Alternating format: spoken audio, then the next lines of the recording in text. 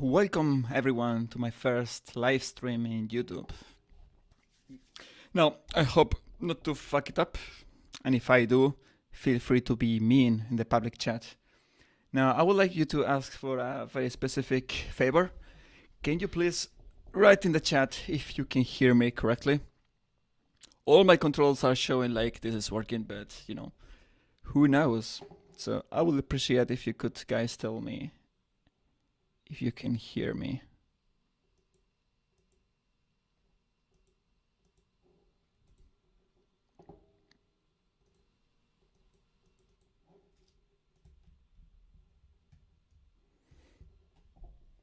Cool, thank you very much. So, how to start this thing? Okay, so basically I don't have a specific plan in mind when it comes to this live stream. I would like this to be a bit mixed between I want to show you something cool and I also want to hear your questions regarding Unity game development and if possible in the area of game performance, right? So let me start with some notes that I have here. Okay, so basically what you're seeing right now, hopefully, is Parsec. It is just one of my favorite tools when it comes to remote desktop. And what I like from this software is that it is low latency. That means that it's perfect for gaming. In fact, I've used this actually to play myself here in LAN. I just have a very stupid computer around the living room, and then I just connect to a more powerful computer, right? Anyway, the reason that I'm speaking about this is not because I want to play. It is because I want to show how to develop games as well and test and profile through Parsec. Anyway, it doesn't have to be Parsec, it can be wherever, but in my experience, VNC and other alternatives have a high latency that makes it quite uncomfortable, right? So, as you can see here, I have 3 computers, actually 4. I have this computer where I'm streaming from. This is an AMD Ryzen 2700X with a Titan RTX GPU. Thanks NVIDIA for this GPU, by the way. And then I also have other computers at my disposal. So why is this cool? In my opinion, when you make a game, you need to test your game in different platforms, right? So having so many computers at your disposal is an invaluable tool, right? So you can just profile different scenarios and see how your game behaves in different computers. So I'm just going to connect to one of the laptops that I have. It's a Microsoft Surface Book 2, blah, blah, blah, doesn't matter. All that matters is that it is an i7 CPU. More specifically, it's a 8350U, and it also has a GTX 1060. Excuse my English, by the way. I'm a Spaniard, so I'm quite excused if I speak shit English.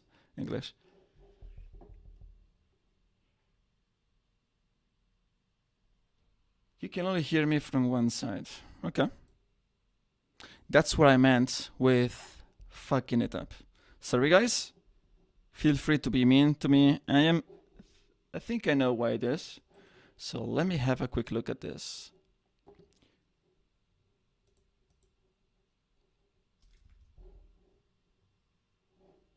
You'll hear from one side. That's annoying.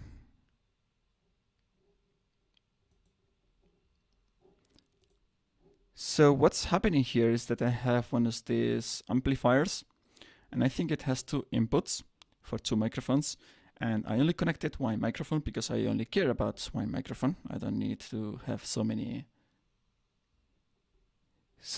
devices around me, and I think it's sending the signal through one channel only, but I'm going to fix that right away. By the way, if you know how to fix it, let me know. So far, what I'm going to try is just to set it to mono. Maybe that works. One channel. So I'm going to test it. If it explodes, I'll restart and be back in 1 minute. Okay. So OBS.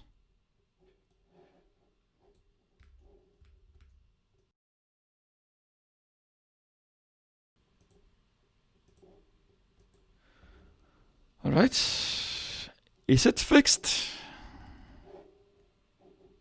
Can someone tell me if you hear it from both channels now?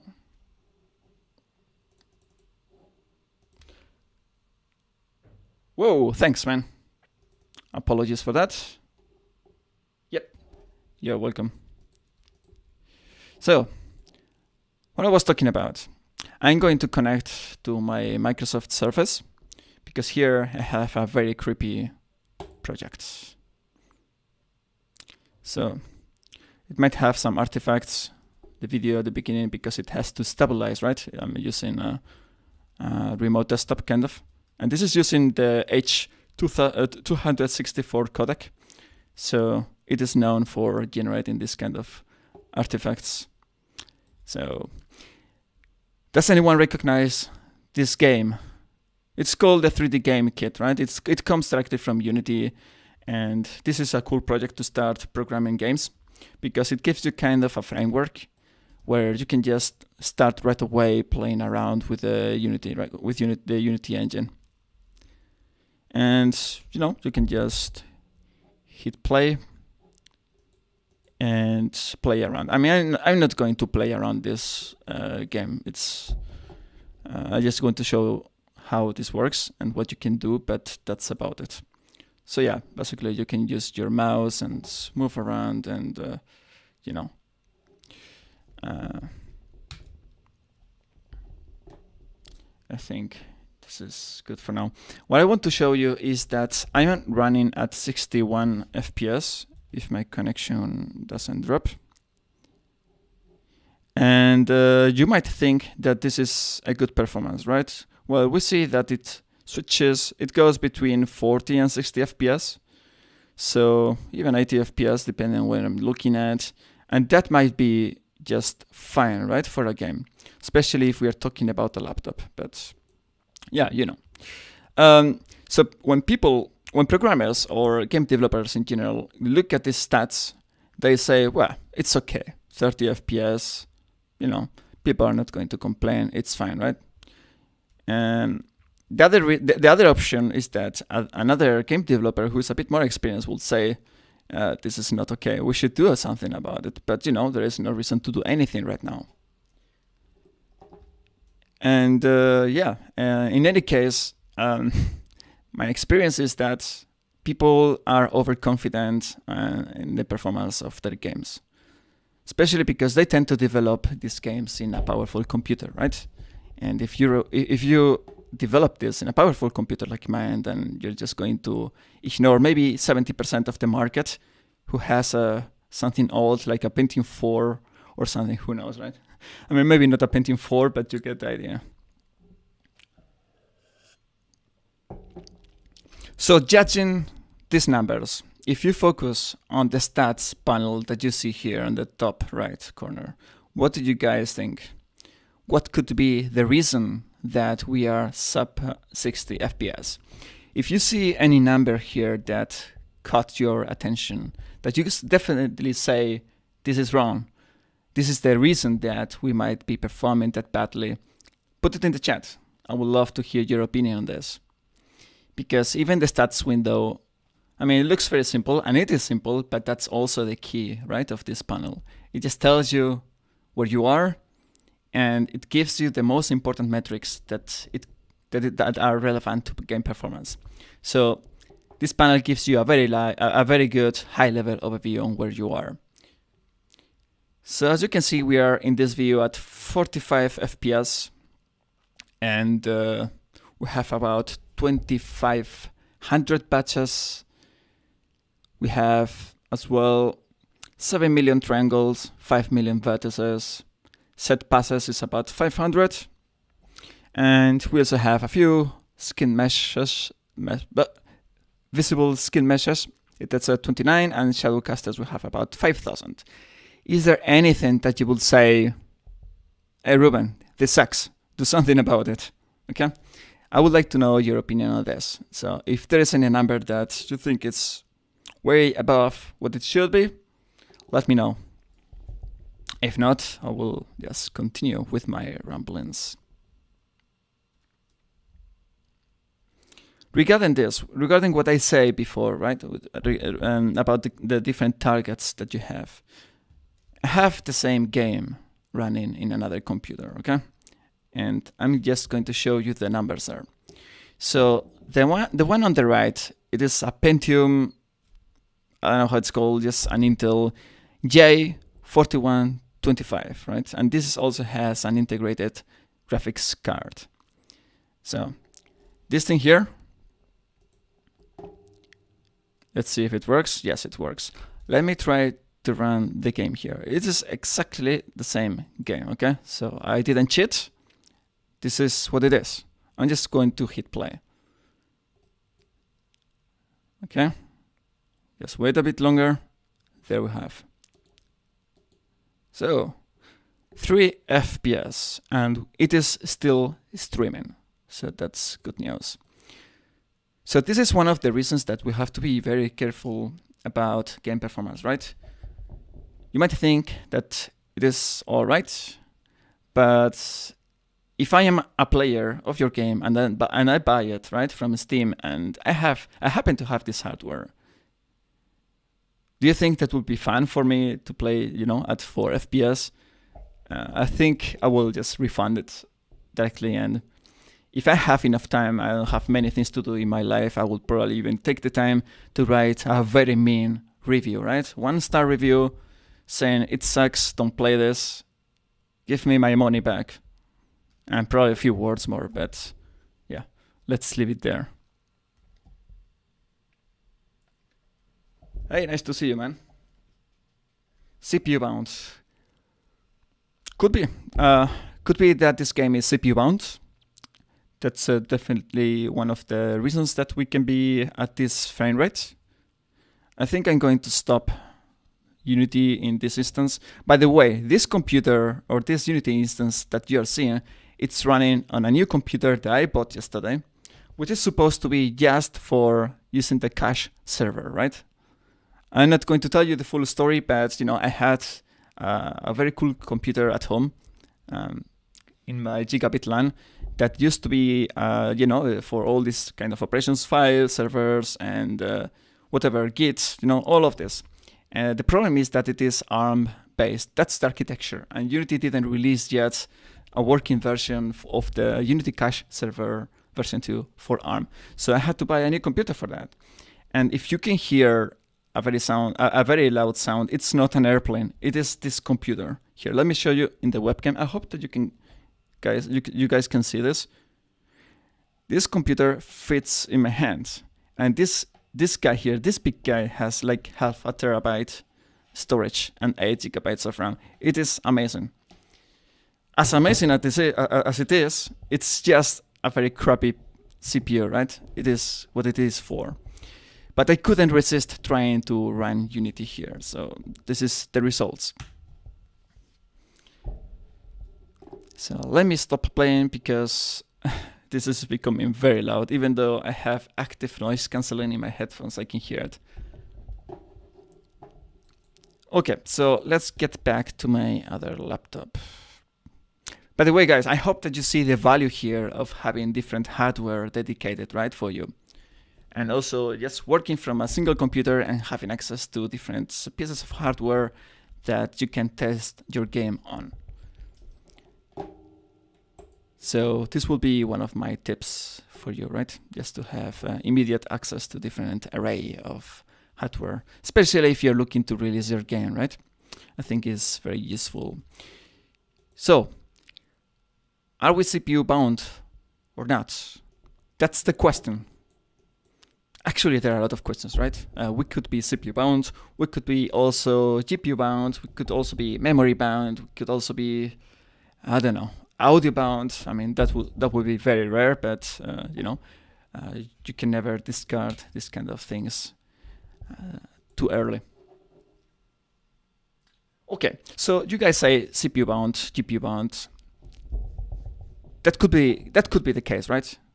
We just need though to base or to gather some numbers, right? And the first step towards getting these numbers, right? We need to answer the question, where are we bound, right? For we need to gather the numbers that allow us to make these deductions. So the first thing that I want to say is that we might be CPU bound, GPU bound, or memory bound in the same scene, but this changes also across hardware, right? If I run this game in this shitty computer that you see here, I might be GPU bound, right? Because the GPU is really, really bad. It's like 3 watts of power. And if I run it here, right, in this laptop, I might just be CPU bound because it's an old Intel and, it sucks. So whenever we talk about bottlenecks, it is always within a single context, right? So things that you need to try to do is first to replicate the same scene every single time that you run your game, right? And it is very hard to do this if you are just playing like I am right now. You just hit play and start moving around with the keyboard and with the mouse. This is not a consistent profiling scenario. So my first tip for you guys here is try to make your profiling scenarios as consistent as you can. And one very easy way to do this is to go to your camera. I guess it's the camera rig. Duplicate it. Put it out. Disable the old one. Go to this camera. Disable any kind of component that changes the transform of this camera based on the input. For example, this in a machine brain, I guess. And put this camera in a place that you think that you want to profile, right? For example, I saw that before we had a lot of draw calls here. So I just press Ctrl-Shift-F, and now the camera is looking there. So if I save the scenario and then I hit play, what we're going to see is a more consistent scenario. That means that I can run it, I can stop it, I can play it as many times as I want in any device, and this will just stick around. We can compare these numbers, right, over time. That's the key. Let me show you. I just stop. I move around the scene. I change wherever I want. I think this is the reason for the bottleneck, right? This exotic tree. Well, I just kill it. And then I hit play again. And then I see the new numbers, and I compare the new numbers with the old numbers.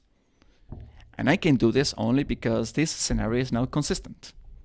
So if you want to get some tips from this live stream, I think this will be a very invaluable tip to write down, right? Try to make your profiling scenarios as consistent as you can.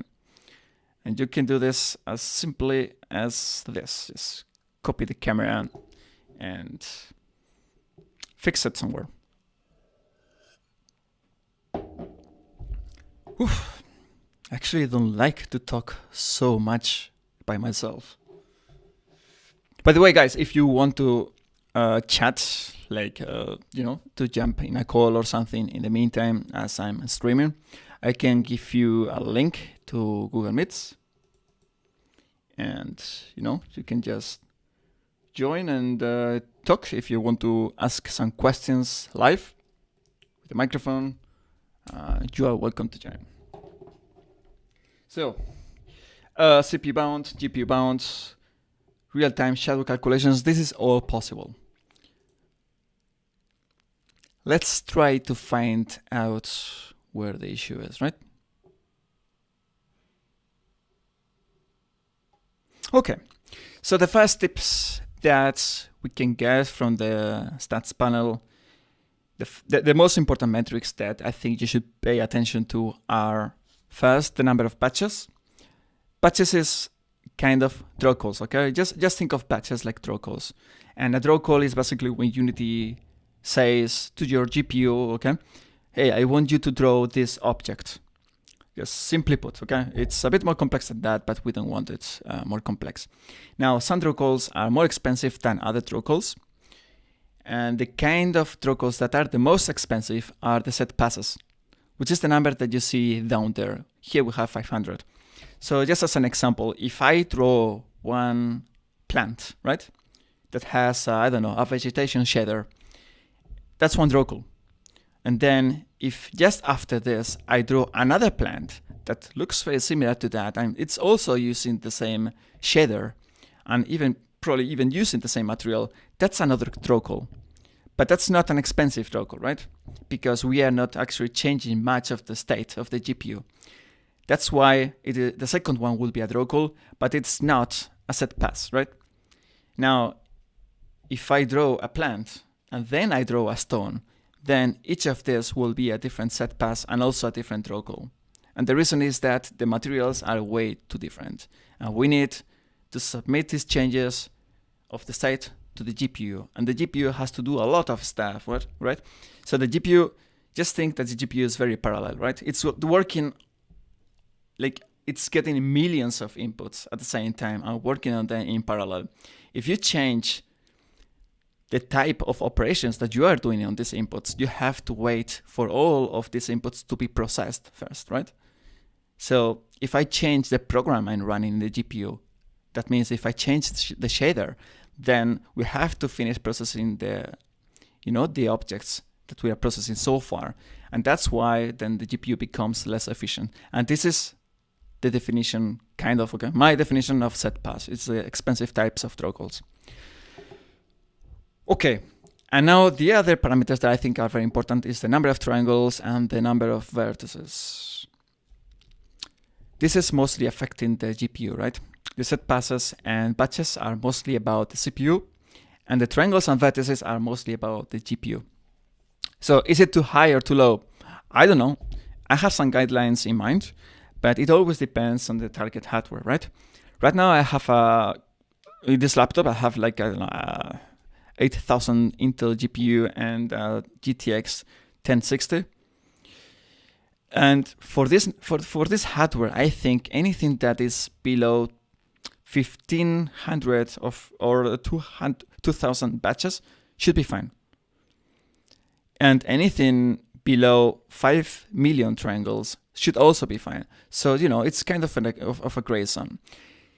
Now, if you cannot really make any conclusion out of this statistics panel in Unity, you want to open the profiler, correct? And the profiler will not really lie about the numbers. I mean, it can be a bit tricky if you're doing this in the editor itself, but I don't really care so much about... Wait, I'm trying to... What's happening here?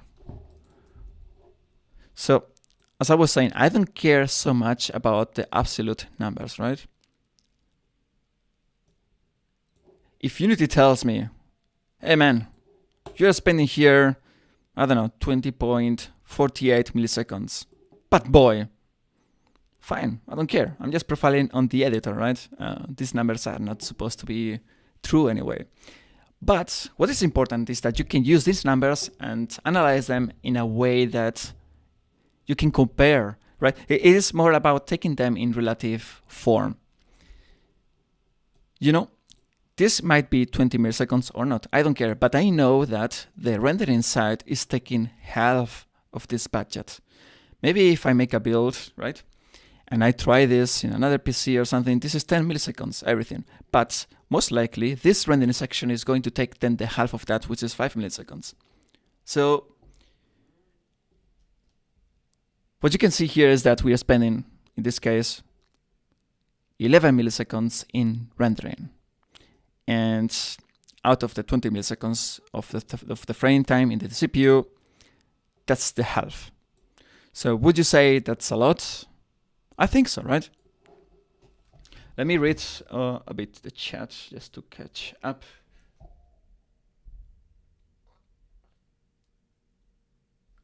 Yeah, I think that's a good way to see set passes and batches, right? Set passes is just expensive type of draw calls, And if you have to reduce something, try to reduce the set passes. Mostly if you use only 3 to 4 or 5 different shaders in your project, you're going to be fine. But it depends on your needs. For example, UI has one shader, all the sprites have also one shader, your objects might have 2 or 3 shaders, so yeah. The more shaders that you have, the less the chances are that you can have unique materials, and therefore the higher chances are that you screw your draw goals up. And it's no fun to screw them up, right? So try to keep very few shaders in your project. So back to the profiler. Now, we are seeing CPU usage. So this is not necessarily time that we are spending on the GPU, right? This is time that we spend actually in the CPU.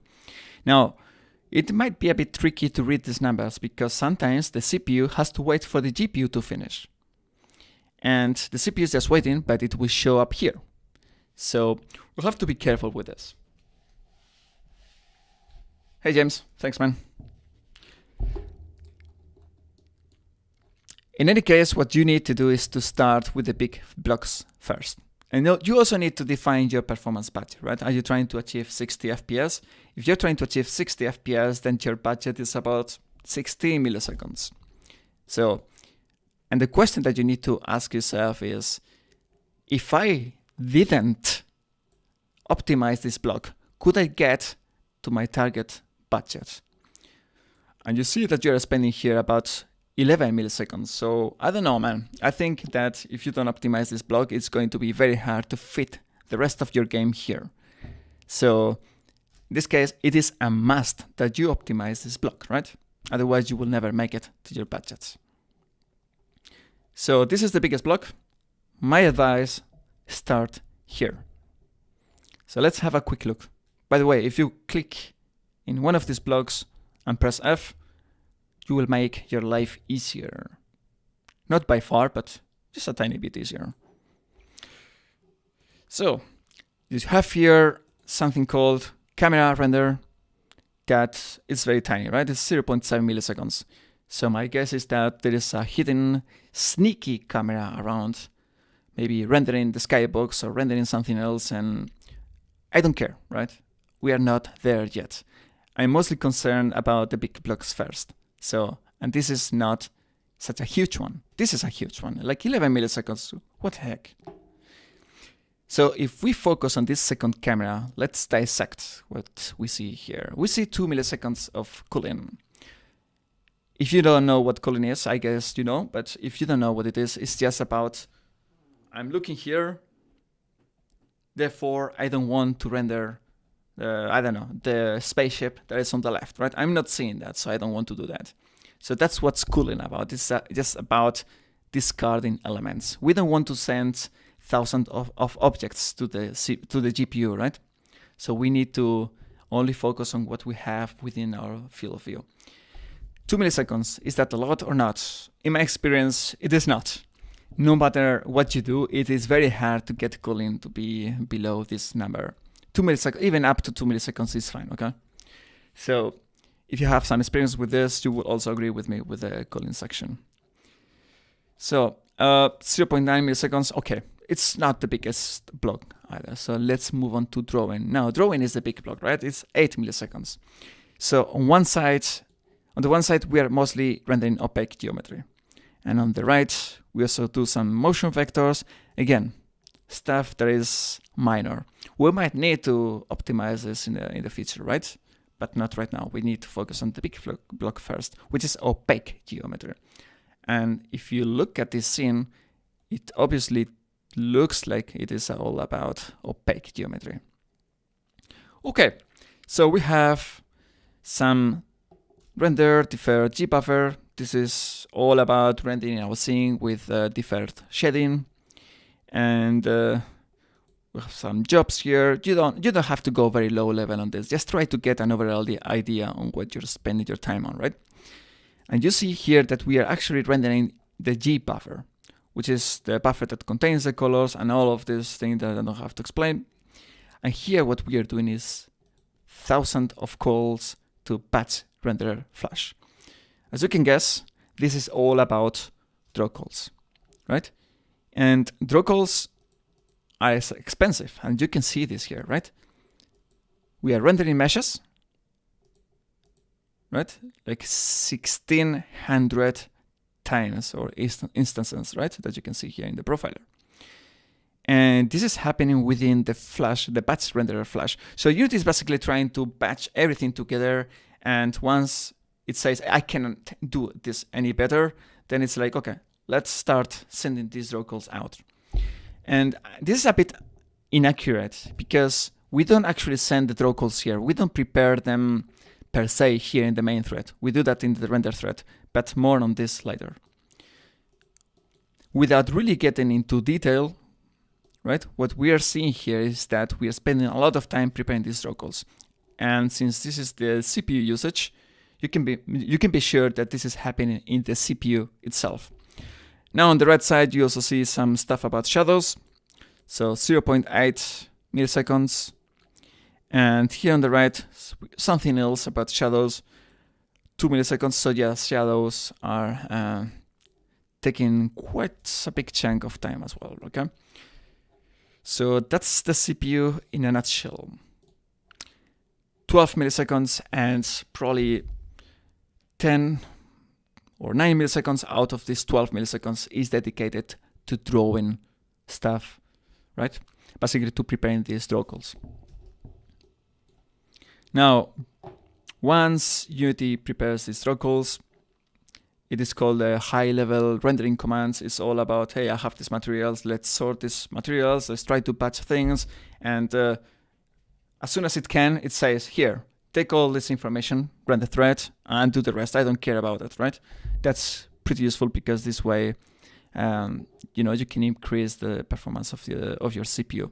I've run some experiments, and if you disable the render thread, you can expect to get a 40% overhead on the CPU. So try always to have the render thread option enabled. Okay, so where does it leave us? By the way, we see here 20 milliseconds in the CPU, but no information about the GPU, right? And the reason is that I didn't activate the GPU profiler module. Let's try it out. Okay, so I need to run a few frames.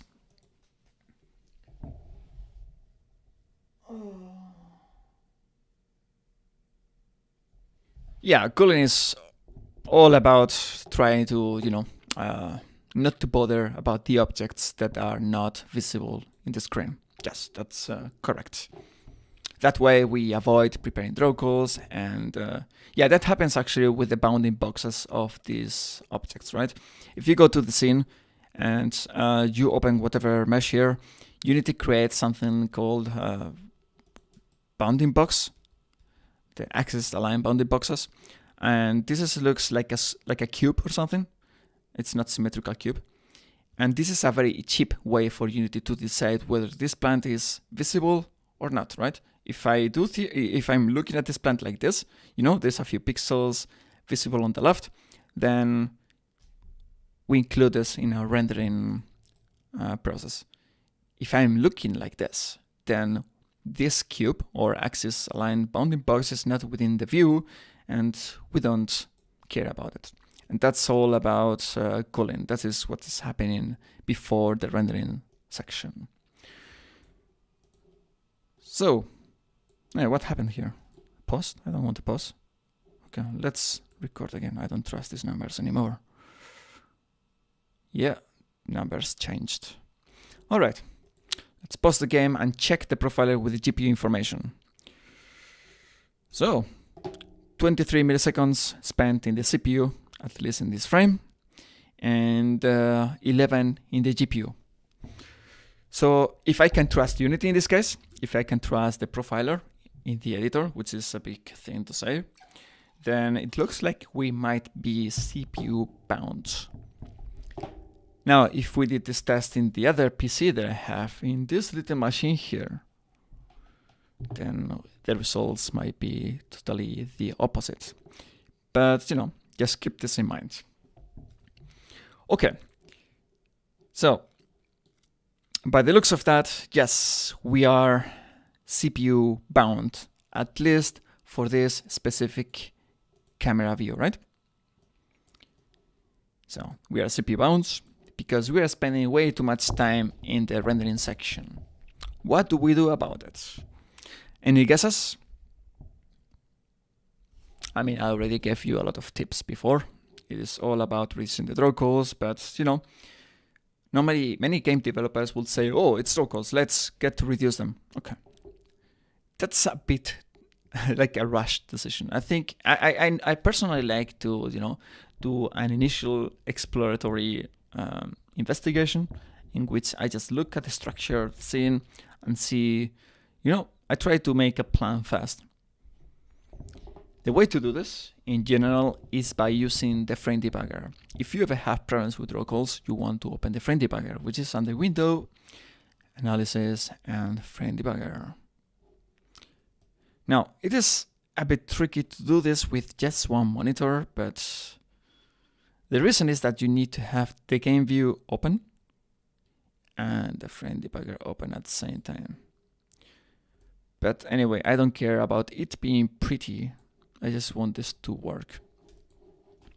So if Unity lets me use my mouse, there you go.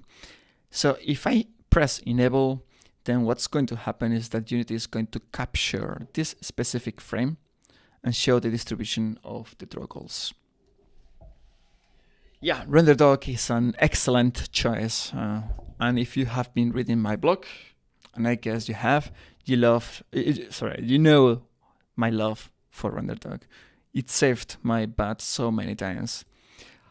The issue is, though, it takes longer time to go with RenderDoc. You have to open the integration and open it, or like open the frame, and you have to click a few times here and there, and then you get the list of draw calls, and then you have to find the draw calls that you're looking for, which is fine, right? It gives you a lot of good information.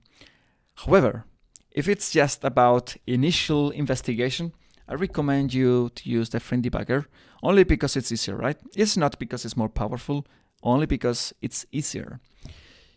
Actually, there is one thing that I like about the frame debugger that I think is more powerful. The frame debugger is a tool developed by Unity. And because of that, they have confidential information about your game, right? One of these things that I think is so powerful is the information about why Unity can't manage to batch draw calls, right? RenderDoc has no idea about it, but Unity does. So that's one point for using frame debugger first. So in general, you see here the categories on the left and the number of draw calls on the right. What do? We focus on the big blocks first. In this case, the G buffer. Now, here you see the draw calls that are happening in this scene. And this is sorted, by the way. So you start on the clear, so black screen, and then you start rendering on top of this black screen.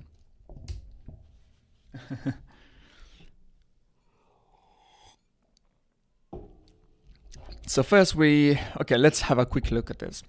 We first render some ground cover. I don't care, this is just one element. We want to start with the big blocks first. Some rock, okay, don't care. Static patch, okay, don't care. Now, we're rendering a lot of hanging vines. Whatever that is. You see this thing? That's hanging vine, okay?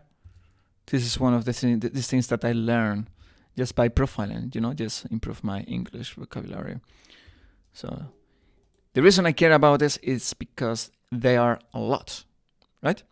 And this makes me wonder, so we have a lot of these hanging vines, but they're not patching, right? Each of these hanging vines are taking one draw call. So, that's interesting. I don't necessarily go deep into investigating this, but, I just make a mental note out of this. Or I just also write it down. So, okay, just remember, hanging vines. You can even go a bit deeper. I mean, it's just open making this window a bit bigger, and see this draw code cannot be batched with the previous one because they're affected by different light probes.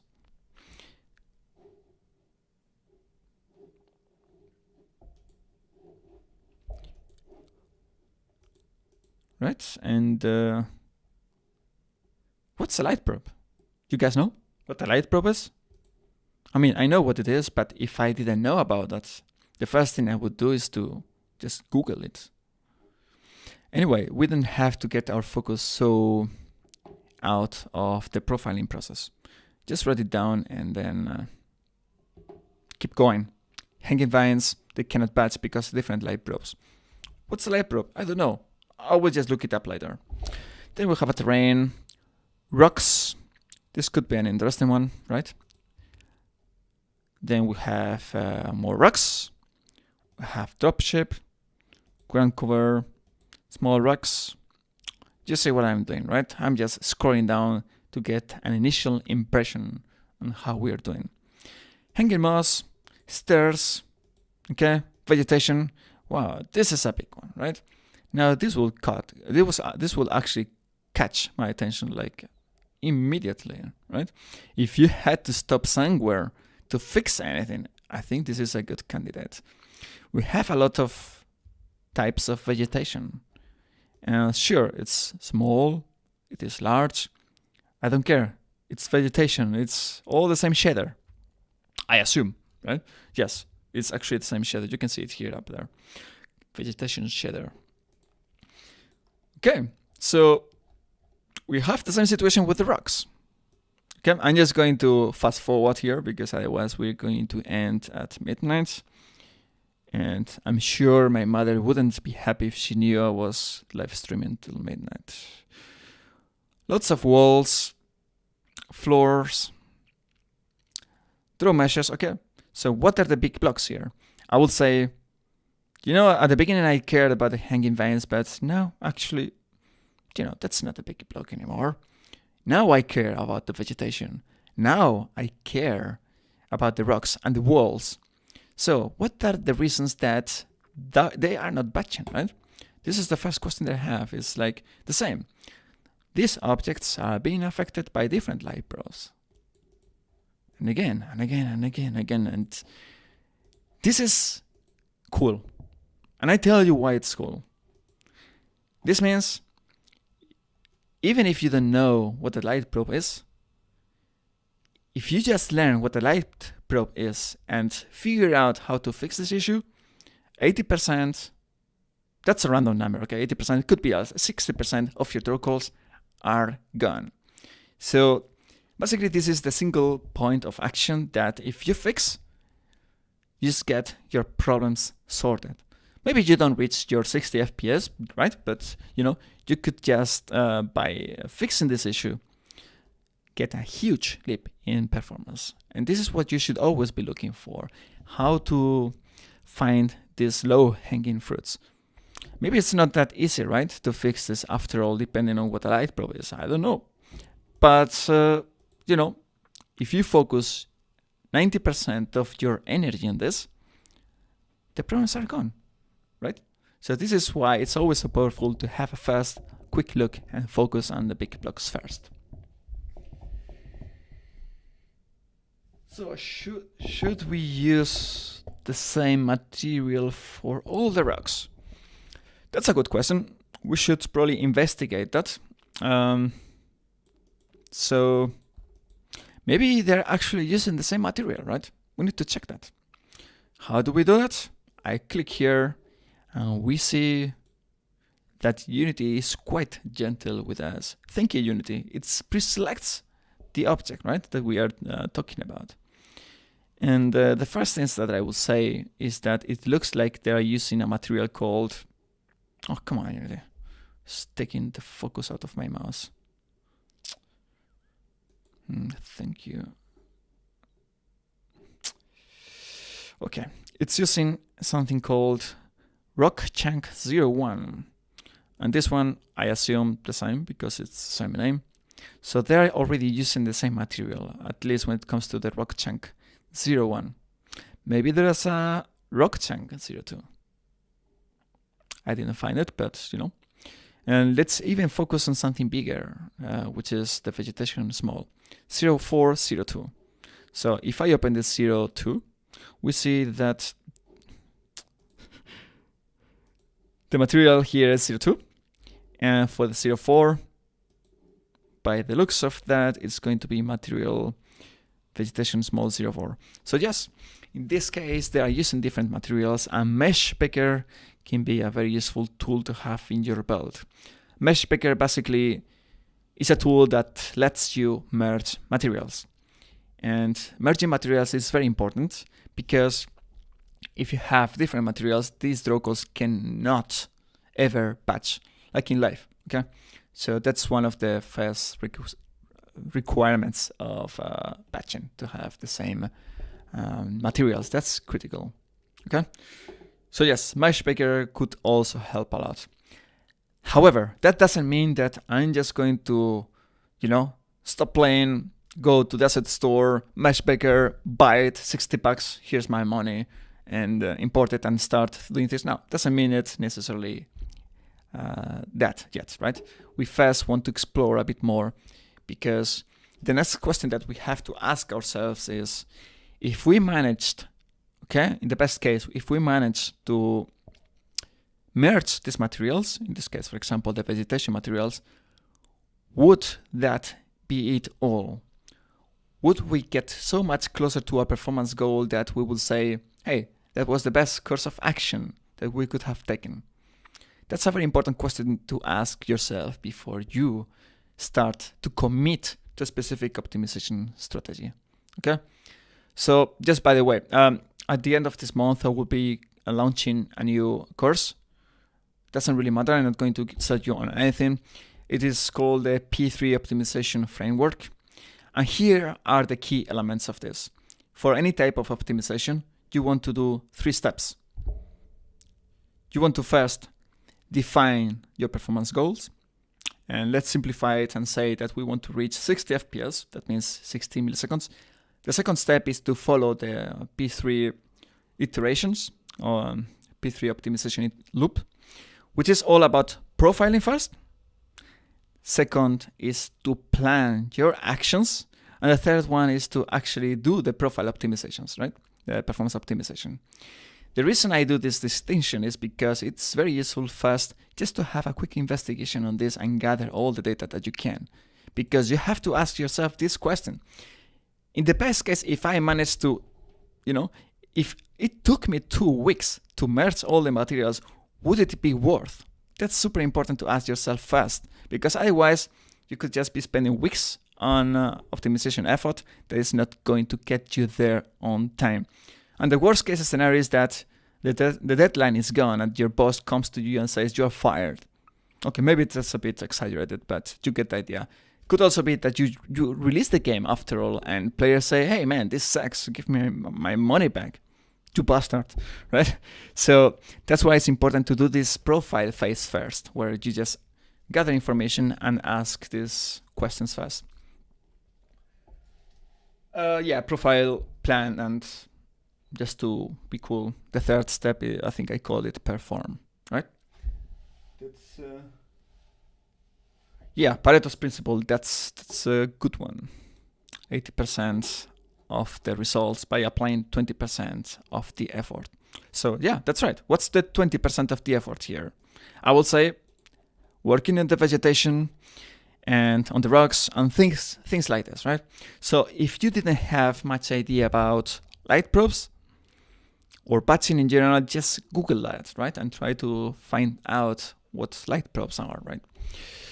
In this case, I'm just going to tell you right away because I don't feel like building mystery or here or anything like that. So if you read my posts on ray tracing, by the way, I think in 1 or 2 weeks, that will be one of my last posts on ray tracing before I come back to performance.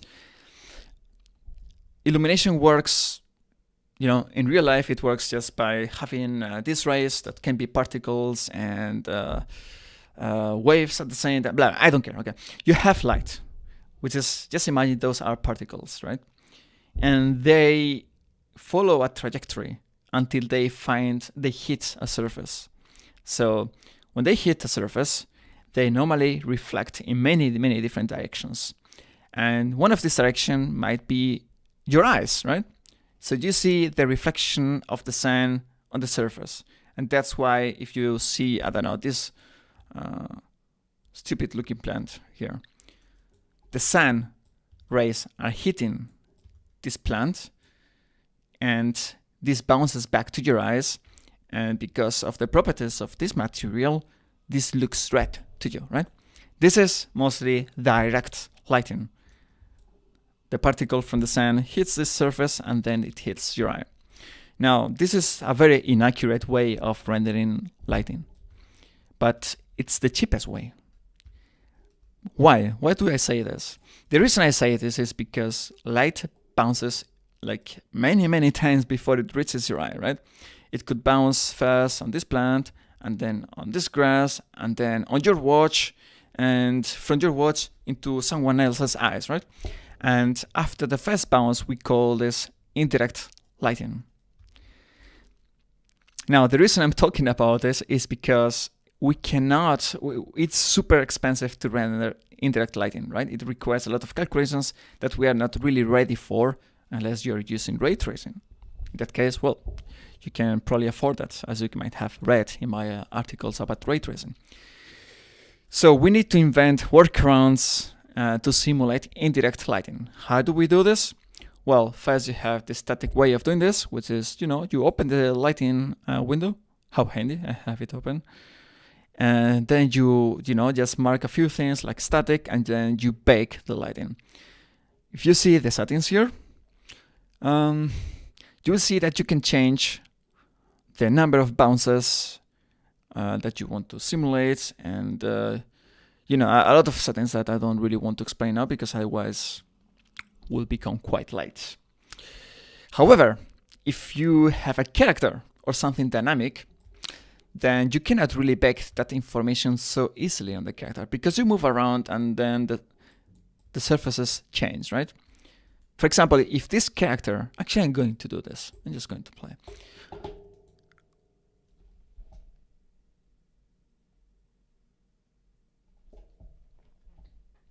Okay. I'm still with my fixed camera. So what stage of development should I start caring about when it comes to performance? So if you are prototyping, don't ever care about it. I participated in one of these game jams. If I tell my team, hey guys, I'm just going to focus on performance optimization, they're just going to kick me out of the group.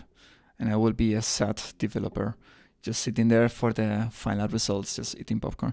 You don't want that. If you're just doing a prototype, just focus on the game mechanics, focus on the fun, and that's it, man. If you're doing something that you want to publish at some point, I think it's very important to start as soon as possible. Not necessarily optimizing everything, but making sure that you don't make mistakes that in the long term can take you months to fix. And this is not a lie. I mean, I worked on many games, and a simple click, let me take my mouse. If I take this material, and a simple click could be, I don't know, I go to this texture, and here I say, hey, I think map mapping is cool. Let's activate it everywhere, right? Here, I think it's here. Sorry about this, but the resolution is pretty bad and Unity is not helping. Okay, you get the idea. If I choose a process that allows for inefficiencies, fixing that later on is going to be very painful. Just think of all the systems that you might need to refactor, of all the assets that you created, and you need to tell the artist, hey, you need to rework them, right? You don't want that to happen the week before the release. So I think you have to be mindful of the way that you're developing your game from the beginning. And if you have the budget for this, you should do some automatic monitoring of performance. Every time you make a build, or maybe once a day, you script your game. You make an automatic test, record the performance metrics, make a chart out of that, send you an email alert if it drops to 50 FPS or wherever, so that you know which change list if you're using Perforce, or which commit if you're using Git, or which blah blah blah, I don't know how it's called if you're using Plastic SCM, made this performance worse. And then you can say, oh, okay, be careful with this guy, don't worry. Okay, so back to the topic. This girl, this character, I'm moving around, right? And just because of the fact that I'm moving around, the light bounces are going to change, right? If I'm here, for example, I'm supposed to see less light bouncing onto the skin of this girl. And if I come here to these plants, then I expect the light to have a slight tint of color. I don't know, pink.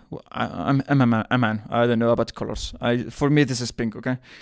Then I expect a slight pink to appear in the skin of this character.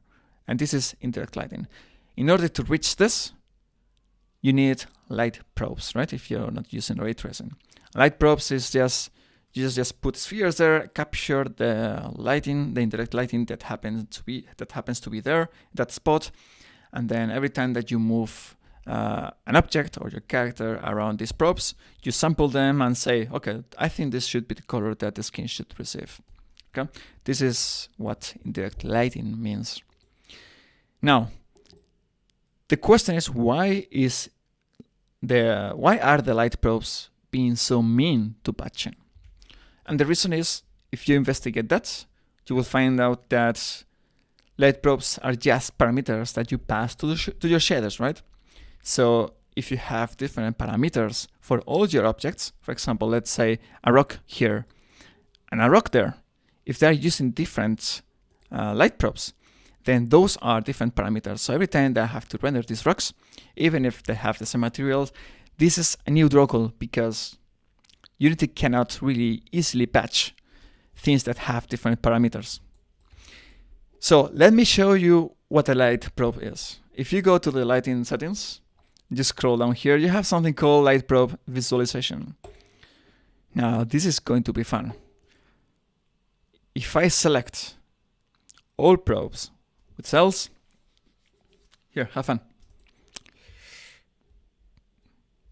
Or not. So let me back up. So let me try this again. Light probes visualization.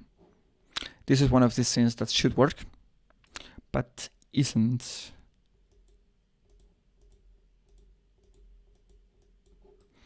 I don't know why this is not working, but it should. I know why.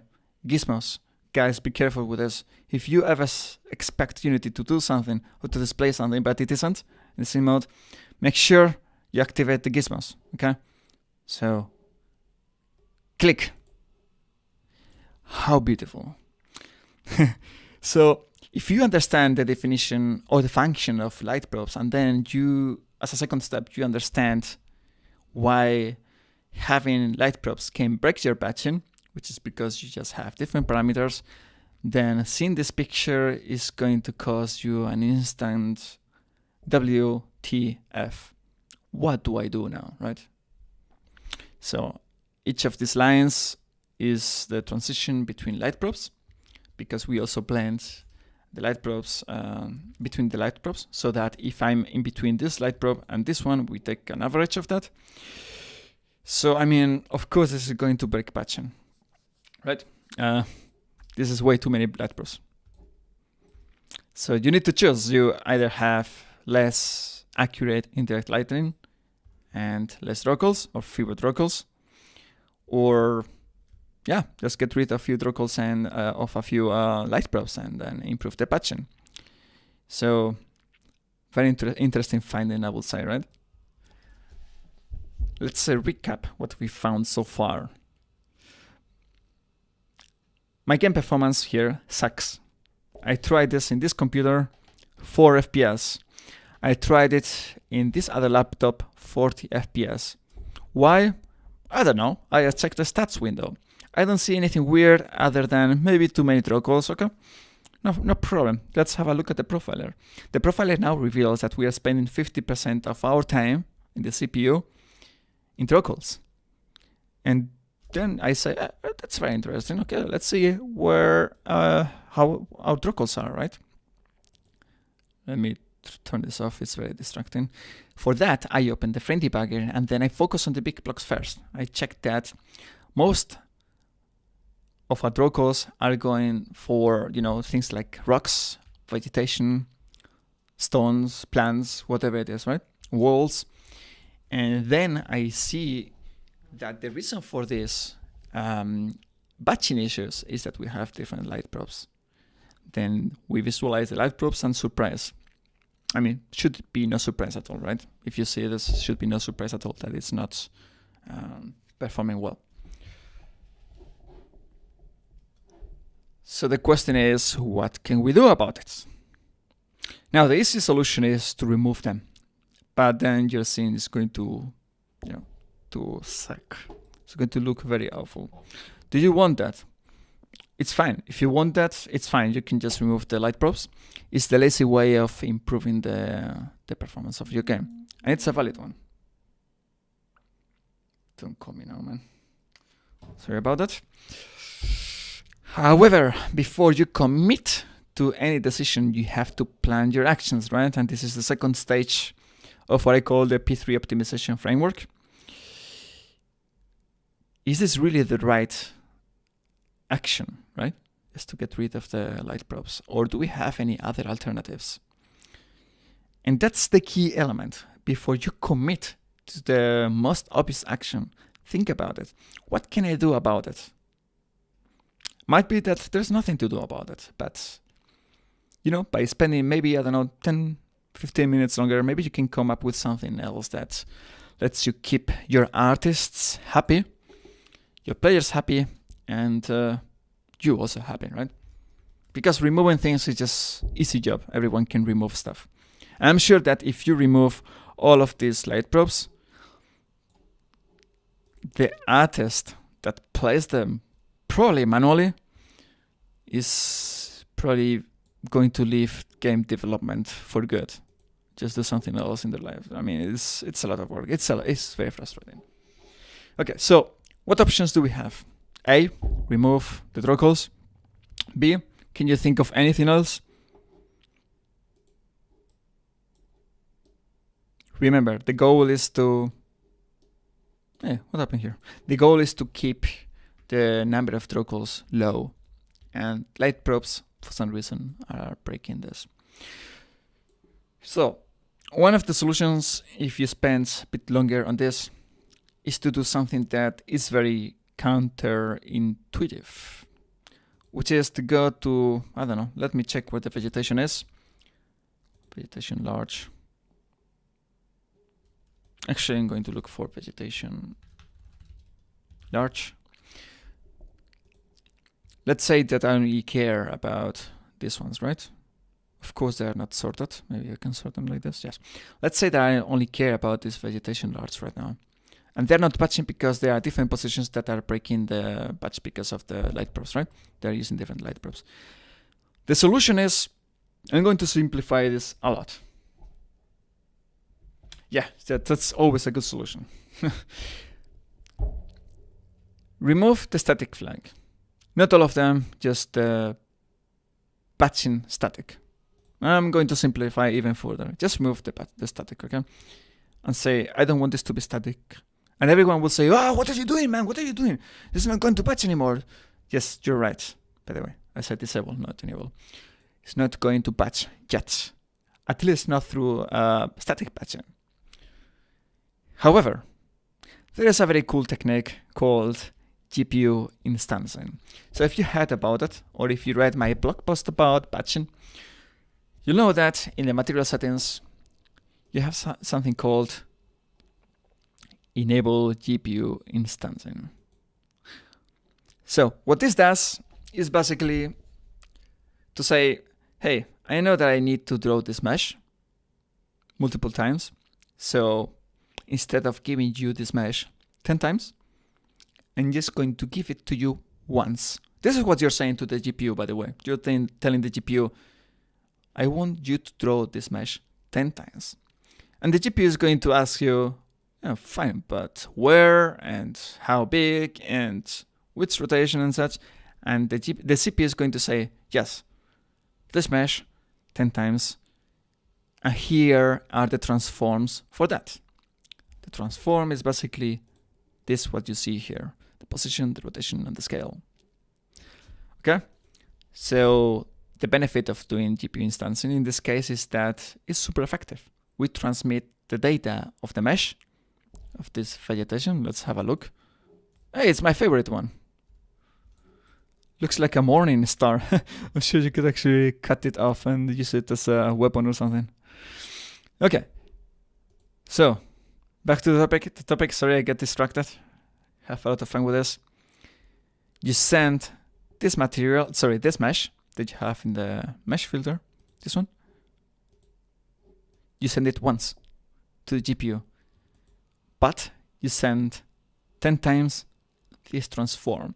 And the GPU can be quite smart at that, right? And says, okay, so I just need to do this mesh with transform here, here, here, here, here, here. And that's batching in a nutshell, right? It's another way of doing batching. The benefit that we also have from this kind of batching is that for some reason,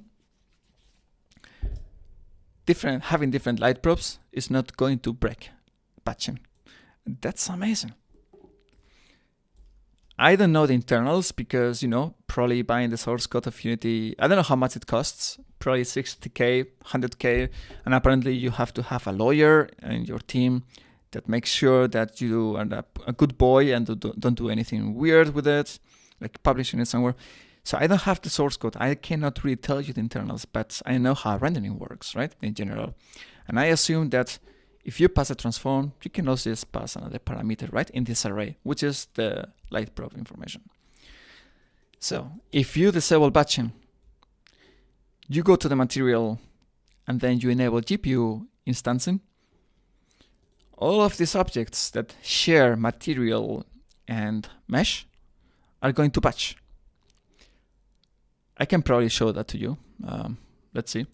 So just go for one of this and go to the material. Actually, I'm just going to go over all of them and say, yes, I want instancing. Let's have a look if that helps. So, sorry that I moved my head so much, but this multi-monitor setup that I have sucks. So, why GPU instancing is not on by default in Unity? Yeah, I mean, it's not supported everywhere, right? I know that, for example, in Android, you can use GPU instancing in, I think it's above OpenGL 3.1? I don't know, could be just, yeah, I think it's 3.1. Could also be 3.0. So you cannot make something by default that is not supported. Otherwise, you have some side effects. And also, GPU instancing is not free, right? Have to be careful with it. It's mostly free when the objects that you apply GPU instancing to are static. Static not as of, just having the flag set to static. Static as of they don't change. You don't change their position, rotation, and scale. Because if that's the case, you just create this array of transforms or whatever it is once, and then you just send it over and over again in every frame. That's super cheap. Cheaper than that is complicated, right? But if I move this vegetation every single time, then not good. That's why it's also not always the best idea. GPU instancer works with the URP SRP batcher. I don't know. Never tried, but if you try it out and you find the results, let me know, because that's an interesting one. The thing is that I didn't really use URP that much. I used a lot, most of the time, the built-in renderer and also HDRP. No idea. I assume that it will work, but I will not bullshit you, right? Okay, GPU instancing in WebGL. Oof, that's a tricky one, man. Yeah, it's really hard to make assumptions with WebGL, right? Everyone can use it. You're not so sure about the target hardware that everyone has. What happens if it's not supported? Is Unity just going to turn off the flag and it's going to increase the draw cost that you have 1,000 times? I don't know. I will need to have a look at that. If it's freezing your builds, I will need to have a look at that. I cannot tell you much more than that. But I can tell you what I would do. I don't know, man. I would probably just try to inspect the window, try to add, make a very simple, stupid scene with one object, enable GPU instance in there, and check what happens. So check the console in the debugger and in the Chrome or whatever browser you're using, and maybe there's some useful input for you there. If you find something about it, let me know. That's always an interesting problem to find, to think about, and it's also frustrating. I have to say, okay. So don't get discouraged with WebGL. I know, for example, I helped out doing Catan Universe for WebGL, and man, we were targeting so many platforms like Steam, Android, iOS, and I don't know, I have the feeling that WebGL took us 60-70% of the time to fix, so I feel your pain there. You have the problem with WebGL too, yeah.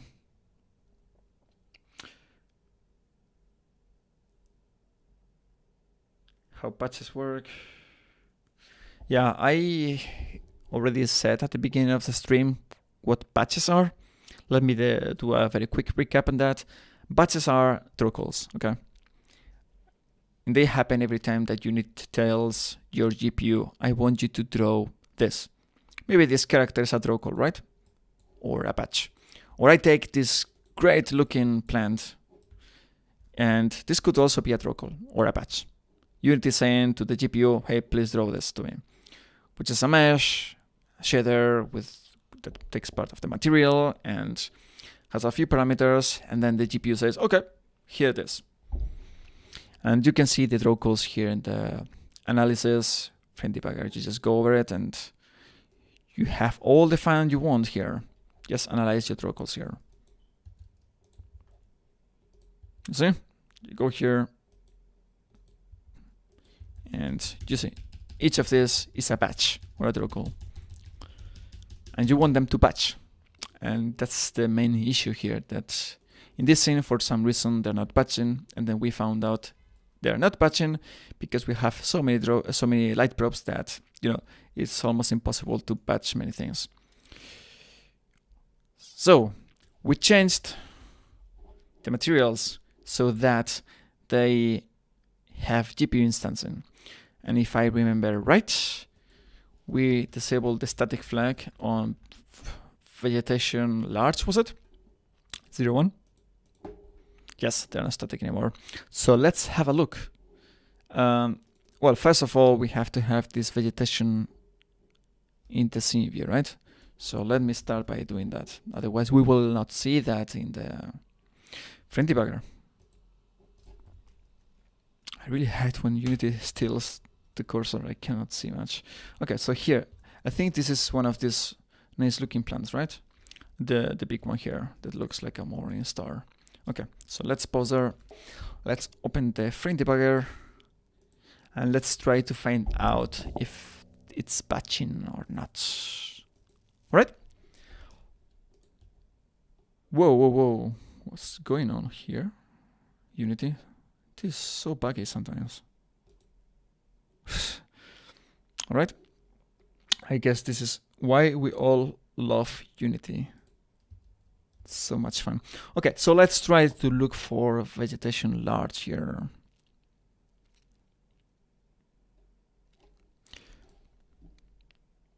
Small, large, 0.5, not the one we were looking for. Man, wouldn't it be nice if I could just search here?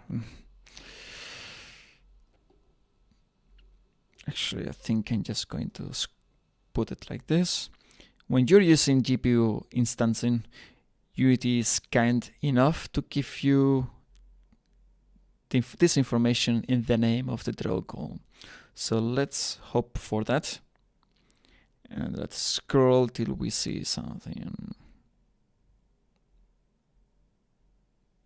Oh, here it is. Unity is trolling me though. Every time I try to click it, it changes the focus. LOL. Okay, guys. I have it. All right. Here. And it's gone again.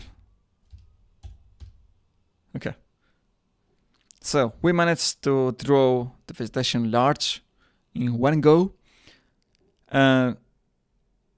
This message is bullshit. This is patching correctly. Because otherwise we would see many more vegetation large 0, 1. So if you did this for all of these troublesome objects, you will find that it actually works. You will have to trust me here because first, I'm not going to spend the time that it takes to go through all these materials and all of this. And look at this one. You guys got me lying. Different light probes. So, for some reason, this is not patching. Look at this. The reason is that for some reason it's still static. Okay. So you go all over those. For some reason the filter didn't work. Okay. That's fine. The reason those are not patching is because they're still static, and therefore Unity is using static patching instead. So again, vegetation large, you go over them and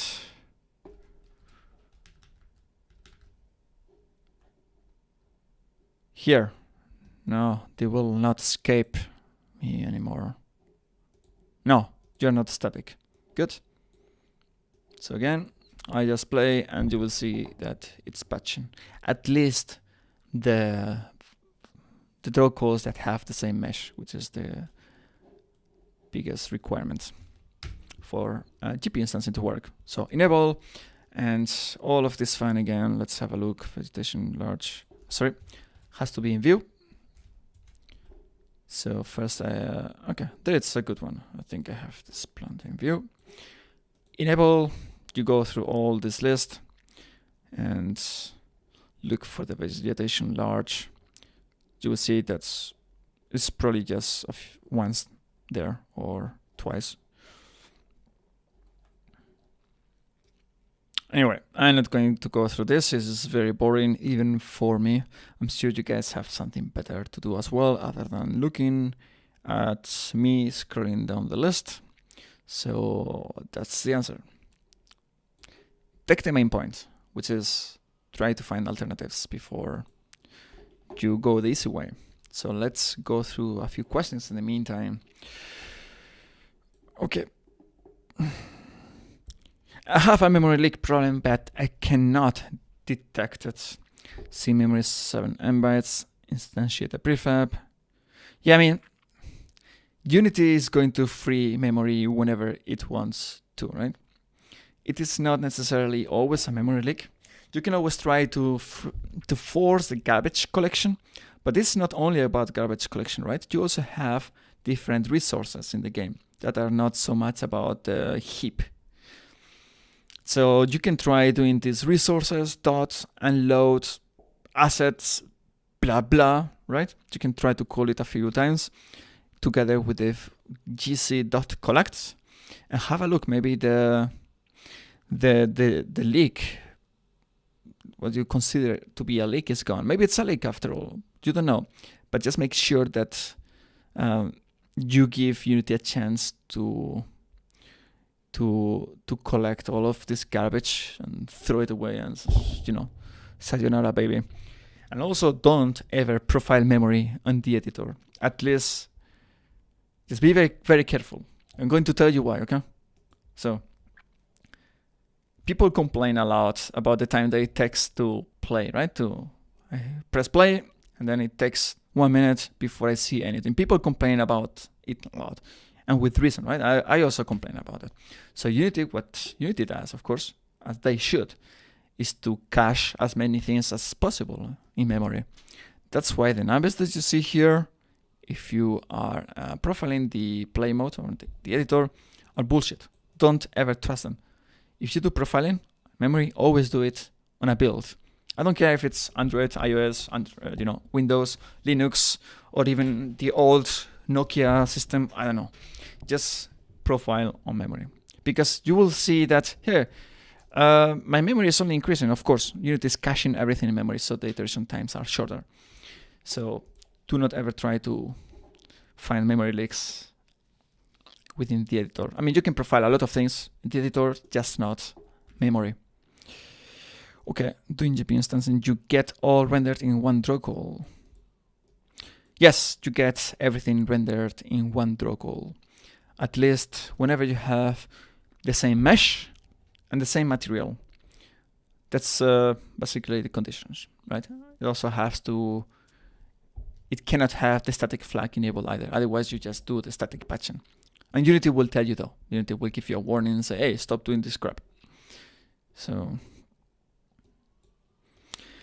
10 rocks rendered by GPU instancing will be one batch. Yes. No, it will be one batch and one draw call. Yeah, will be one batch and one draw call. And if you don't move these elements, then it's great, because this GPU instancing is going to be super cheap. How many batches? Oh no, wait. Let me read it from the start. Oh, thank you for the explanation. You are welcome. Very welcome. So how, by the way, keep the questions going, okay? So, how many batches are good for a mobile game on an old device? It depends. What's an old device? Is it, I don't have anything here. Okay, but are you talking about an iPhone 5? Okay, in general, if you want to be conservative about the numbers, I think you should have below 200 batches or draw calls. But just make sure, okay, let me back up. The important thing to keep in mind when it comes to batches and draw calls and all of this is that batches are not that expensive. What is expensive is to change the shader, to change the material totally, and to start adding channels, and to, all of these operations are super expensive. And those are the numbers that you will see in the set passes, right? So always prioritize to reduce set passes first. So I would say, to answer your question, 200 batches for mobile should be already your upper limit, okay, if you're conservative. And set passes, try to be below 50. Okay, I know it's hard. Okay, I know it's super hard, because every time, I mean, Unity makes it super easy for you to just say, hey, I just need a different color for this. Let's create a material, and why not? I create a different shader. Okay, so every time you do this, you're going to add a new set pass. So just be very careful with this. I know it's hard, but you need to put your effort here. Just try to keep set passes below 50, maybe 100. I cannot tell you, right? It depends on your game. Because, you can also have maybe 300 and be fine. Because if your game has no physics, for example, then you have a bigger budget, right? Maybe suddenly this block is gone, and then you can spend a bit longer in rendering. So that's the idea. I mean, you just need, at the end of the day, you just need to meet your budget. Just keep profiling in different devices. By the way, if you missed this, I think this is one of the things that I was most excited about. Have a pool of hardware that you can have access to test your game. Here I have a very high-end game, a very high-end computer, super powerful, cool, expensive Ryzen with a GTX, blah, blah, blah. Here I have a middle range one. And here I have a Saki computer.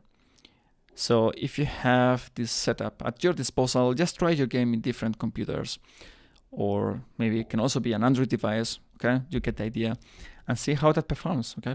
Because it's really easy to make the assumption of it performs here, so I guess it's going to be fine. And then you launch the game, and then you get all of this hate. And I mean, I've seen people burned out, right? Because of this. They work 3 years in a game, and then people say, it sucks, give me my money back, right? it can be very depressing. So you might think I'm exaggerating, but yeah, just be careful with that. That's why you don't want to start profiling at the end of the game. Okay, let's get going. Is it possible to profile memory without getting info about things being used in the editor? I assume that you mean if it's possible to profile in the editor without... I mean, you can do a trick that I've used, but it's very tricky. Pun intended. Basically, you close the editor, right? Closing the editor will flush, empty the cache because it will just kill the process, and you open it in the start level directly, okay? You close the editor and start you reopen the editor in the start level. If you hit the play button, everything that you have in memory is going to be everything that you must have loaded so far to get to this point. It's not going to have a lot of garbage. Unless, for example, even okay, look at this. If I just open Unity, I will have in memory everything that you see here, right? And probably everything related to the scene, okay? But let's say that this vegetation doesn't appear in this scene, okay?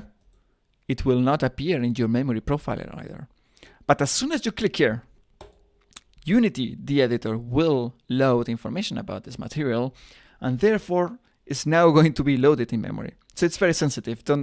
My suggestion is don't profile on the editor when it comes to memory, unless you want to track references, and in that case, might be fine. Okay, would you use addressables for modding your game? I get this question a lot. It's very often to see people who want to, just let people mod. Okay, let players create some content, upload some assets as addressables, and then let the other clients download this package. The issue with this is that the addressables technology is thought for... Oh, sorry, my back hurts like hell. So the addressables technology is thought to be used within the editor. Let me be more specific. Unity wants you to build your addressable asset bundles within the editor. And I'm pretty confident that your players won't have your projects and won't have Unity there to create this content. So there are some workarounds, but the payoff is, it's super complicated to get this right. And I've seen this working, okay? Just, trying to build these asset bundles without the Unity editor, but it's very buggy. And the people I know that have gone through this path have said at the end, I'm done with this. Let's switch back. I wouldn't use addressables for modding unless you have a huge budget and time and knowledge to hack the system. Because addressables, after all, is kind of open source, or most of that, okay? You can, not sure if you should, but you can edit the C# code. What did you recommend us about UI optimizations? That's a huge topic, UI optimizations. Always use the same shader. That's by default like that, so that's great. Use sprite atlases. Okay, that's another one. And this is a tricky one. Be very, very careful with overdraw, because by definition, your UI is full of overdraw. And avoiding overdraw in UI is pretty complicated. You can spend months on that, especially on mobile, okay? And in mobile, you have to be very careful with UI. And from the CPU side, by the way, just don't use animators. You know this component, right? The animator component. I'm sure we find something here. Okay, so you see here, I knew it. Animators apply to UI buttons. You never do this. Just to simplify the explanation, having an animator is going to dirty your UI elements every single frame, right? And it's going to cause canvas rebuilds every single time, and you will not be happy to see a huge block here that looks purple. If you ever open the profiler and see a purple block here, think of me, man. Think of me, and I told you so. Don't use animators, okay? But yes, in any case, you can break your batches, or you can trigger canvas reveals by any type of transform change, right? Let me show you one more example. So let's say you have a button here, and then you move it like this. Pop! There you have it. One canvas rebuild. That takes a lot of CPU time. Or you do something like pop! Or I just want to change the alpha or whatever. You just go all crazy about this. If you do changes in UI, especially animations, you're going to cause canvas rebuilds that are very expensive on the CPU. So that's what I will say regarding UI optimization. Okay, I mean textures and meshes that are being used by the editor and not the game itself. It's a good practice to patch all the prefabs. Okay. In general, I tend to like big textures, right? I'm talking about 4K, as long as they are supported by your target devices. And in general, nowadays, 4K textures should be supported in most of them, okay? But you need to do your research. If you happen to break patching and break performance in older games, in older devices, don't sue me, okay? This is not professional advice.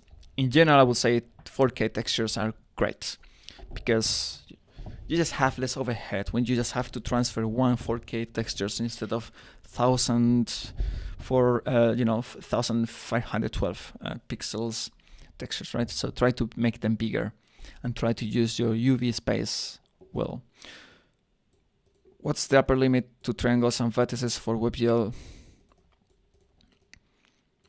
I don't think there's a huge difference when it comes to WebGL or desktop, when it comes to the GPU, right? I guess there's some overhead, but after all, the WebGL is prepared to use the GPU as best as it can. So I don't think this is going to differ a lot. If you are talking about desktop in general, I think you should be below 5 million triangles, 5 million vertices.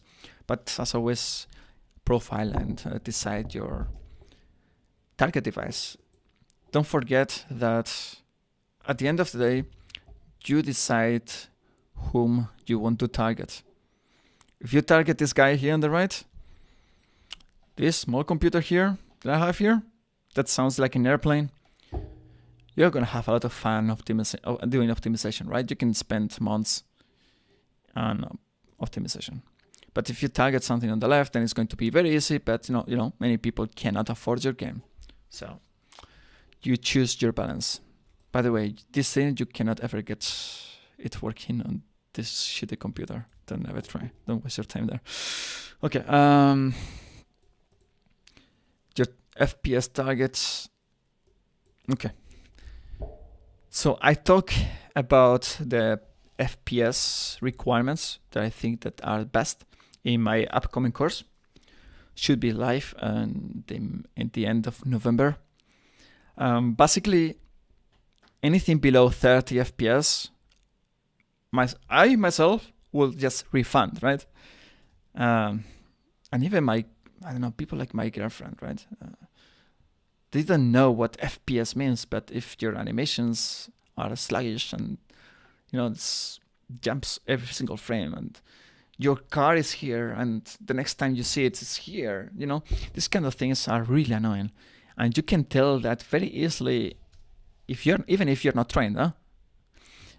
Below 30 FPS is, I wouldn't release a game that performs below 30 FPS. And if you are used to gaming in general, man, I have a 240 hertz monitor around here. I cannot show it to you, and I can tell you that the jump from 60 to 120 is noticeable. Now, if I switch back to 60 FPS, I see the mouse like there is something super annoying about it, okay? And you don't have to be an expert on this. You just Just notice. So in general, for the minimum requirements, you should target, in my opinion, 30 FPS. And at least for the gameplay, right? In menus, you can always go for a bit lower to save battery and such. And for recommended specs, I think 60 FPS is fine. Although I have to say something about this. If you are just programming the next Counter-Strike Go, Global Offensive, the people that are going to play your game are going to be quite upset at you, right? If you don't manage to deliver a high-performing game that they can run at 240 FPS. Maybe not 240, but 120. So it depends on your target market. If you're just doing Candy Crap kind of games, it's 30, 60 FPS is fine. If you're doing CSGO or very competitive games, you might want to step up the game a bit there. So how do you measure the memory allocated?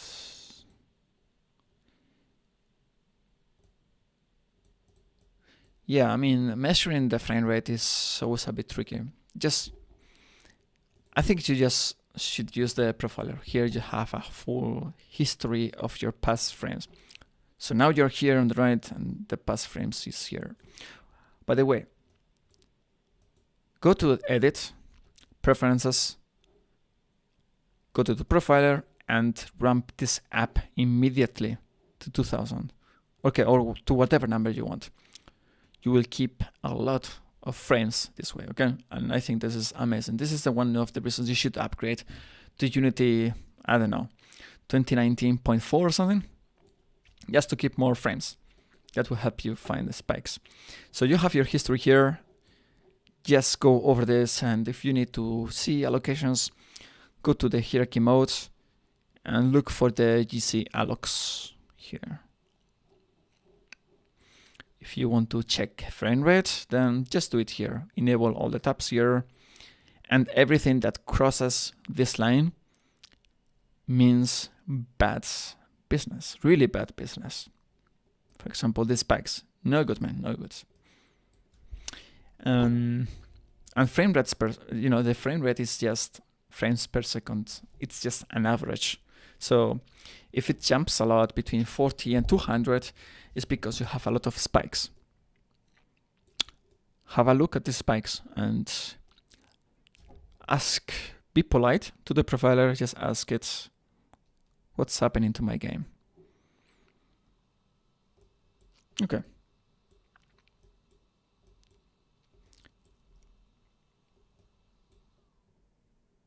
So, is there a workaround for lighting?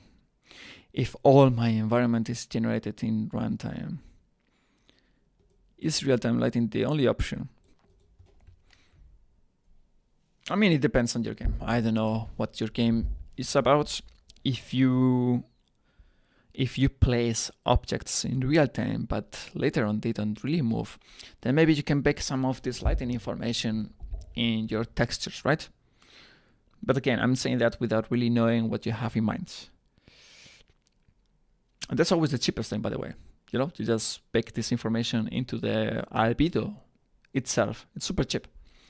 But every time you have to change the lighting condition, then have fun opening Maya, Blender, whatever it is, crashing a few times, re-exporting the texture and deploying a new build. Oh no, thanks. So if you want to go all over performance, you can also do that. And you can bake stuff there in the texture itself. Otherwise, you can... I don't know if you can actually... No, I don't think you can bake lighting in real time. That's way too expensive. So, man, I don't know. I think if you have your stuff dynamic, you are running out of options. Try to have a few things static and place a few light probes around. That should help a lot. Maybe use ray tracing. But, if you have performance problems, then ray tracing, I don't think that's going to be the answer to your issues.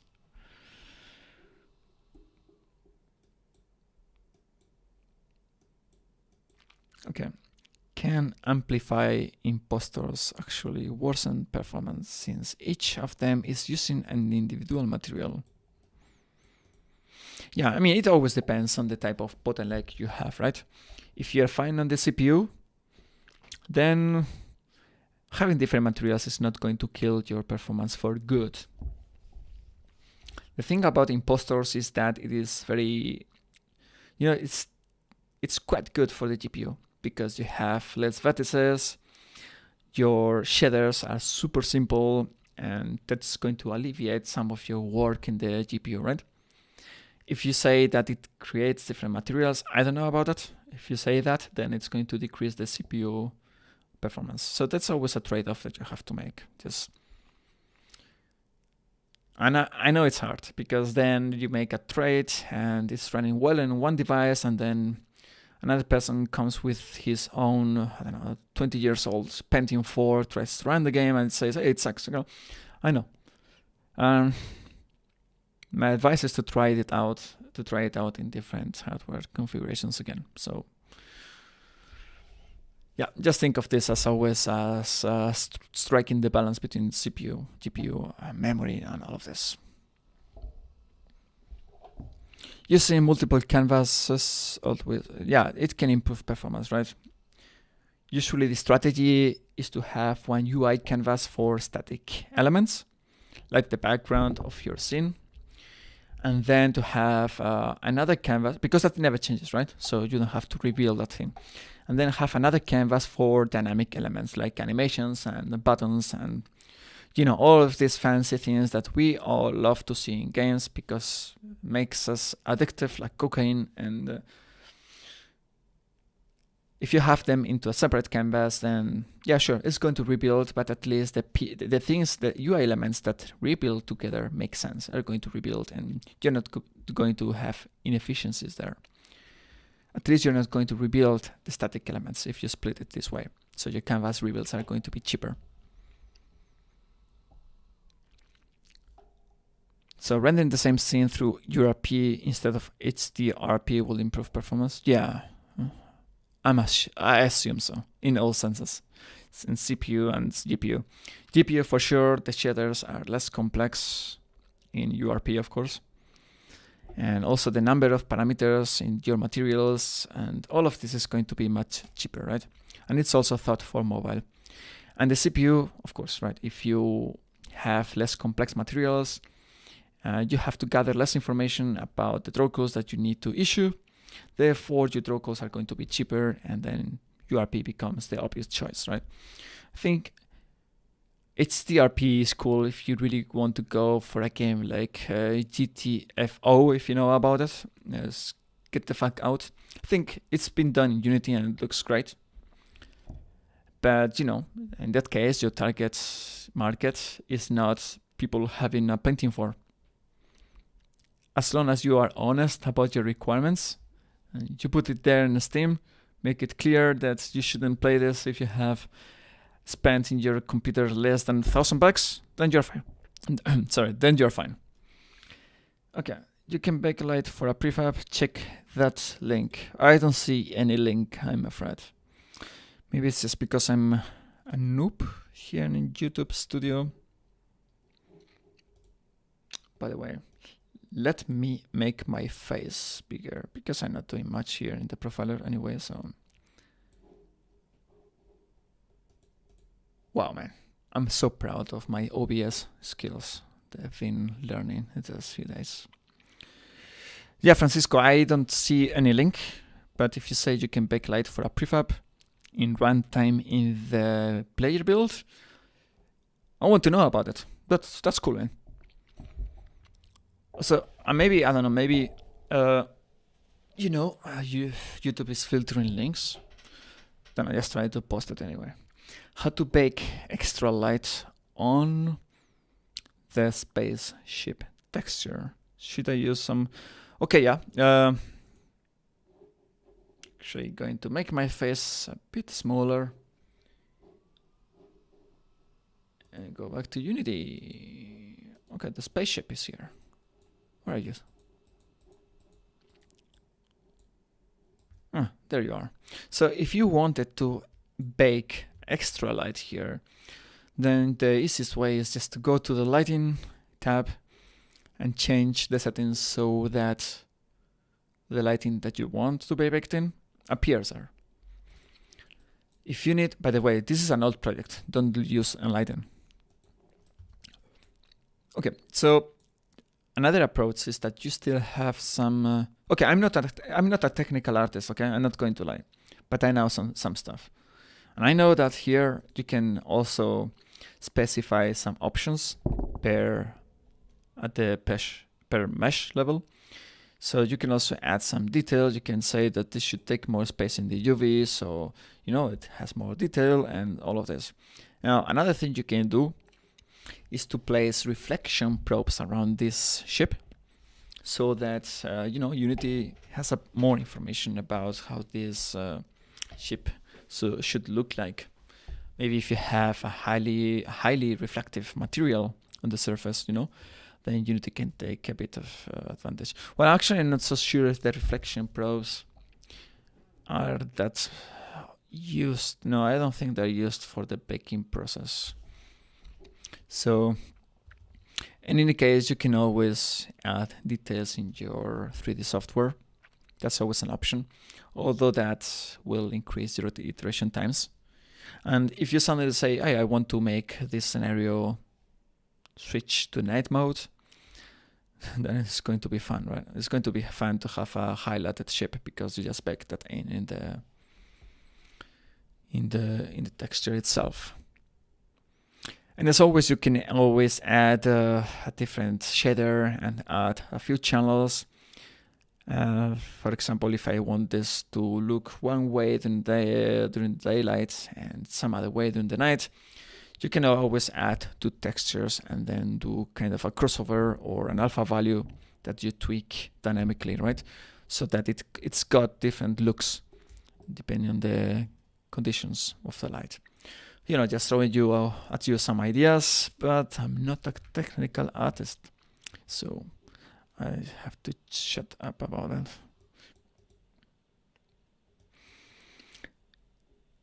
Yes, you are totally right about that. Nice game, Mr. Nice Game. It's always better to animate UI using scripts instead of animators. You can also use twins, I think dot twin and things like that, hot twin and such. They let you do these animations quite easily from the programming perspective. And if they are done right, they will stop altering properties once they are done, once you reach the value that you want, right? So that's the magic about twins. So yes, do not use animators for that. In fact, use animators only for 3D characters. I mean, maybe you can also do that for 2D characters. I don't know. 2D is not really my biggest strength. But yeah, don't use animators for anything else, or try to avoid them like the plague.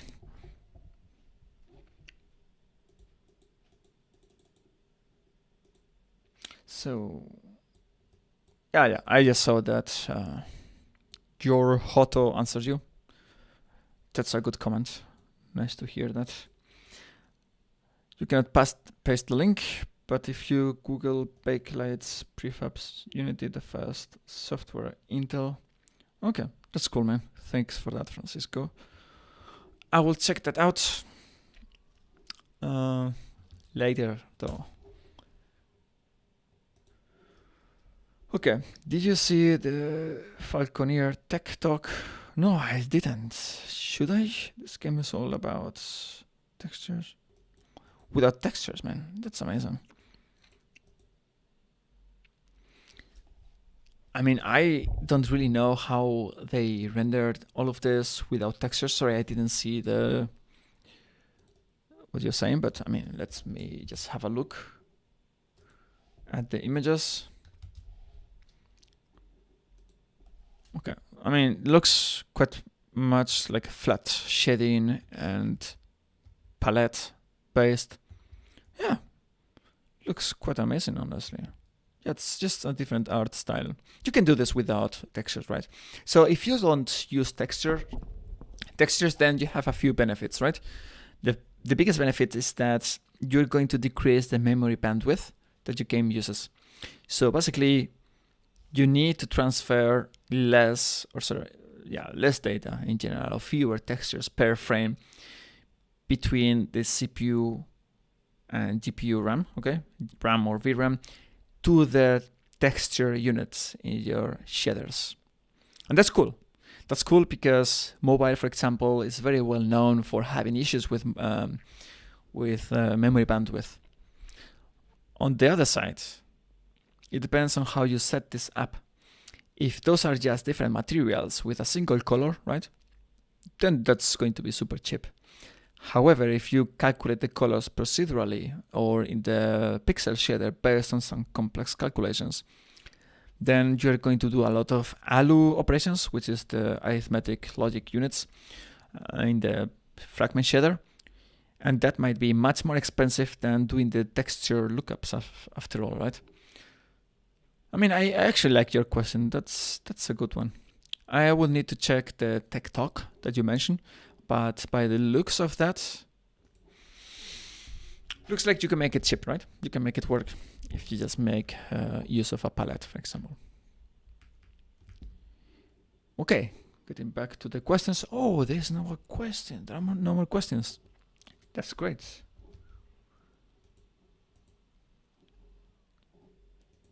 I hope that actually this was useful. Yeah, so honestly, this is my first time, like I said, doing live stream in public at least. And I hope this was useful for you. I mean, I might not be the most entertaining person around there. And maybe I don't speak like Brad, like all these professional actors or like Antonio Banderas. But I hope that at least I was able to help a bit with your questions and that I was able to give you a different perspective on how to profile your game. I'm sure you can guess where I'm from by my accent, by my sucky accent. I'm from Spain. I'm living in the Netherlands now, so yeah, using addressables, you can always hit a good frame rate. I mean, addressables is mostly for making your life a bit easier when it comes to managing assets and iterating over your content. And also it's super good at reducing the memory usage of your game, and therefore also reducing loading times and such. And when it comes to frame rate, it depends, right? If you have, I mean, it's not the biggest tool for frame rates, but it can definitely help you if it lets you avoid, spending too much time on memory bandwidth. So,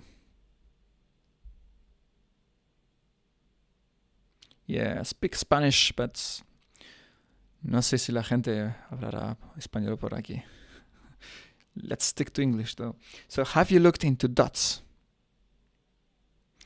Yeah, I mean, dots, in my opinion, is not so much production ready, so I didn't do the big jump. But in any case, the philosophy behind dots, it's great for performance, for the game performance itself, but might not be that good for you, for your development performance, right? If you're not used to that development paradigm or, to this programming style, then you're going to have a hard time learning that. It's worth, don't take me wrong. It's always worth to learn new stuff. But just don't do this because Unity and everyone says it's a cool thing. It's a cool thing. Don't take me wrong. Do it because you have a reason to do this. So if you have, let me show you. If you have, there's some enemies here called chompers, I think. Yeah. So let's have a look. We have about, 15 chompers. I'm pretty bad at counting like this. Is it worth using dots for the movement of these chompers? I don't know, man. It's 15 of them. I would say not. And on the other side, Unity also does a lot of optimizations for you automatically, right? For example, the animation system is heavily parallelized as well, and all of these things, there are a lot. Like the just system is also very cool. I've used it in the past, but for 15 elements, I wouldn't do this. Now, if I take these 15 elements and start hitting Control D 10 times. If now you have 150 elements, then I would say maybe it's time to learn dots, right? Dots is just very efficient. It lets you do this kind of massively parallel calculations very efficiently, right? So if you have a lot of these a lot of these features, yeah, why not? Give it a try. But yeah, so far I was able to do most of the stuff by being careful with the operations that you do in the update, and sometimes I used as well the job system, and I didn't really have to go through the dots. For example, if you ever played or saw one of these Warhammer games, how is it called? Total War, I think, where you have, I don't know, thousands of enemies. Yeah, I would say that's a good use case for dots. But for normal games, I don't know. You have to evaluate for you. Yeah, you're right. Most of the time you are not seeing all the enemies anyway, so... But still, even if you're not seeing them, they are still being processed, right? You still use the update function. So it depends. And also on the animator, you have this thing, right? The culling mode, right? If you don't see this enemy on the screen, or this jumper, maybe it's a friend, it's a friendly pet, I don't know what it is, then you can... Wait, how is this? Yeah, you can say, hey, stop animating this thing, right? If you don't see this. So that's going to help you save time. So definitely you have some options to improve the efficiency of the animators in this case. And if you just have a very expensive update script, you have this, I forgot how it's called, the culling groups, I think it's API culling groups, that Unity, basically you tell Unity, hey, let me know when my object is in view, and also let me know when this guy disappears from the screen. And what you do there is to do just custom logic. You can say, hey, disable this update function. If you're just doing some stupid animation, you can tell, whenever Unity tells me this guy is not visible, just stop doing all of this, right? So you can also do that for the update function, which is cool, right? For me, it was always a bit buggy, especially if you use multi-camera setups. But yeah, I think it's called culling group, yeah. That's so cute. Sometimes I wish I will know how to model well. Just one of these things that takes thousands of hours to get right. Okay, a few more questions before I finish the stream. I'm getting a bit sleepy. It's 9 o'clock here. So, occlusion culling helps draw calls. Yes, occlusion culling is actually there for that, to reduce draw calls. And if you don't issue a draw call, then you just don't draw it in the GPU. So that's great. I would like to make a game just for Oculus Quest 2, ignoring limitations of Oculus Quest. Yes. In average, as far as I know, you have about 40% more performance in Quest 2 compared to Quest 1. But this is a super big simplification, okay? And also don't forget to set the CPU and GPU levels. Those determine how much battery and how much use you get from the hardware. So if your game is not performing well, try to set the level to 4. I think we're by 4. 4 means maximum performance and 1 minute of battery. I don't know, something like this. So for Quest 1, the same applies. I've done games like Star Trek for Oculus Quest, and what I found that the sweet spot is to have just below 200 draw calls, and maybe below 100 set passes.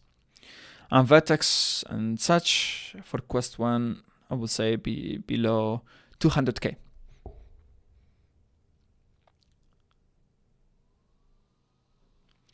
What would I recommend for modding? That's a tough one, man. I will need to think about that. First, I will check the asset store. Maybe you can get some inspiration. Now, don't take me wrong. Most of the things that I bought in the asset store, I actually ended up regretting that, because I don't know, I bought some time ago like a super UI nice pack, and then I saw that every single sprite, for a button, stupid button, red, yellow, blue, white, they were all different sprites instead of being a multiplier of a color, right? And just most of the stuff that I bought in the asset store is super crap when it comes to performance, so be careful with that. But that doesn't mean they're useless. You just can have a look at the asset store, see how other people did a system that you are looking for, and try to get some ideas and maybe develop it yourself. And if it works out for you, then that's also great. If I have any ideas for modding, I would probably look if it's possible to build asset bundles within the player. And then maybe that's one option, to build these asset bundles within players. Maybe you can also do it offline, let people submit their mods to you, then you review them and do that as part of the addressables pipeline in the Unity editor. Of course, that takes some work of you. I mean, you can always delegate this kind of work to some other person, but it's going to be offline. If you want it real time, then I don't know, for example, if it's just about textures, right? You can just let the player upload some texture to an FTP server, okay, just plainly put. And then you can have a database behind all of this, like Firebase or something quick, that does a mapping between objects and possible textures. And then you just download the texture in real time. That shouldn't take you longer than, I don't know, a prototype in 1 day, a full production thing for maybe in 1 week. If you want to do meshes, then it becomes a bit trickier. And if you do shaders, oh man, that's a bit more of work. Have you tried the 2C UI assets? I don't know. Maybe I can show you the assets that I bought, at least on this account. I might find the assets or the assets that I think that sucked, but I'm not going to tell you which ones they are. Wouldn't be polite of me.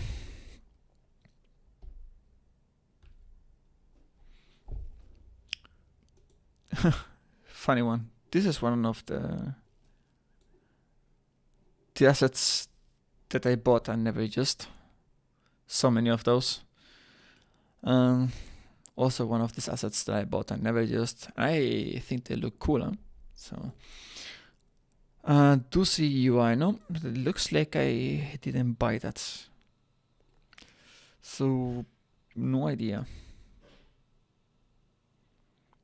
By the way, I used this asset for the ray tracing series. I think I used it for the ray traced color shadows. I think it ended up looking great. So sometimes if you want to get people to notice your work, if you're a programmer, you just need to buy assets. Otherwise, people say, oh, it's lines of code, it's boring, buy. So, okay, guys, I think it is time for me to jump off. If you found this useful, would be good to know on your side. I'm trying to prepare for a live streaming that I have in a few weeks' time with Unity and NVIDIA. I hope that it goes well. But if this works and it was useful for you, then I might just start doing this a bit more regularly. So it's also just up to you guys. Cool. Thanks for your feedback. Yeah, I don't know how to say bye in a live stream, so I will just say goodbye. Thanks for joining and for asking all these awesome questions. So, thank you, Martin. Thank you, Hoto and Rakib and Anonym. All of you guys, you rock. Some sort of performance series. That's a good idea. Let's see how it plays out. Okay, guys, take care and keep optimizing your game. Bye bye.